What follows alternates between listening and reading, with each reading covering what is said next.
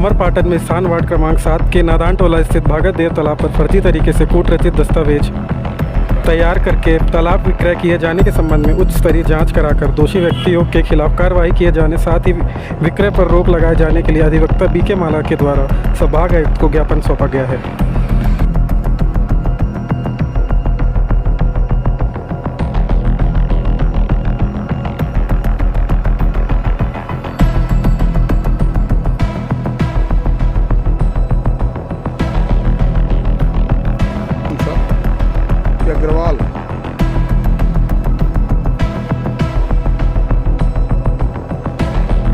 अग्रवाल शिवा अग्रवाल को डलवाई थी। अपना कहाँ रही थी? अच्छा, फिर प्लाटिंग लेके बेचा था लाकर। क्या रेट बिक रहा है? अच्छा, ये बिक गई।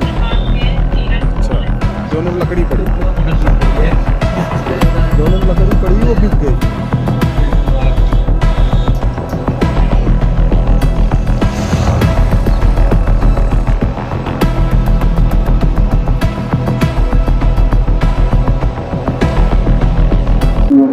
भगत देव तालाब का मामला क्या, तो मामला किस तरह दस्तावेज क्या है? देखिए, रीवा संभाग के अंतर्गत मैहर जिला, वर्तमान नवीन मैहर जिला में अमरपाटन तहसील के एक भगत देव तालाब है जो लगभग 20 एकड़ का है। रीवा से जुड़ा हुआ अमरपाटन क्षेत्र है। या इसके तालाब के जलस्तर भराव होने के कारण समूचे क्षेत्र में, अमरपाटन क्षेत्र में जल की स्थिति अच्छी रहती थी, परंतु भूमाफियों ने, रीवा के कुछ भूमाफिया वहां पर अवैधानिक तरीके से कूट रचित दस्तावेज तैयार करा के 20 एकड़ तालाब को, जहां सदैव पानी भरा रहता था, जो मैहर जाते हुए रास्ते में पड़ता है, बाईपास से सटा हुआ तालाब था, जो 20 एकड़ का तालाब, उस तालाब को रीवा के लोगों ने शिवा अग्रवाल, राम नारायण गुप्ता व अन्य व्यक्तियों के द्वारा उस तालाब को विक्रय खरीदा गया है। पहले खरीदा गया, फिर उस तालाब को छोटे छोटे टुकड़ों में प्लाटिंग करके बेचा गया है और लगातार अभी भी प्लाटिंग चल रही है। वहां पर प्राचीन आज भी पेड़ पौधे लगे हुए, विशाल मेढ़े बनी हुई हैं, उन मेढ़ों को लगातार काटा जा रहा। प्राचीन इमारती औषधियुक्त वृक्ष लगे थे जो अनाम संत महात्माओं के द्वारा लगाए गए थे, और वो तालाब इतना ऐतिहासिक भगत देव तालाब है कि उस तालाब की संरचना बड़ी अद्भुत थी। और उस तालाब में सभी प्रकार के जीव जंतु, पशु पक्षी का जीवन निर्वाह होता था, जल स्तर बेहतर होता था।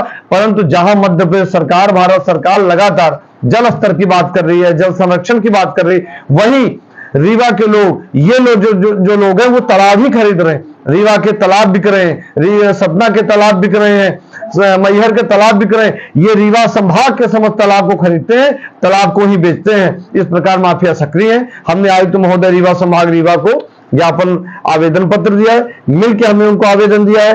कल दिनांक को हमने कलेक्टर मैडम मैहर से भी मुलाकात की है, उनको भी हमने लिखित में आवेदन दिया है और उन्होंने आश्वासन भी दिया है कि हम इसकी जांच कमेटी गठित करके जांच कराते हैं। ये बड़ा ऐतिहासिक तालाब है, जो भूमाफिया लगातार इस तालाब को विक्रय कर रहे हैं, खंड खंड में रजिस्ट्री करा रहे हैं। ये शिवा अग्रवाल नाम के एक व्यक्ति हैं, राम नारायण गुप्ता नाम के व्यक्ति हैं और एक पटेल जी हैं जो उस पूरे प्लाटिंग में शामिल हैं। ये तीनों लोग और अन्य लोग भी हैं जो प्लाटिंग में शामिल हैं और कूट रचित दस्तावेज बना के तालाब, जहां निजी भी तालाब है तो तालाब को विक्रय, दान, लीज, अंतरण नहीं किया जा सकता।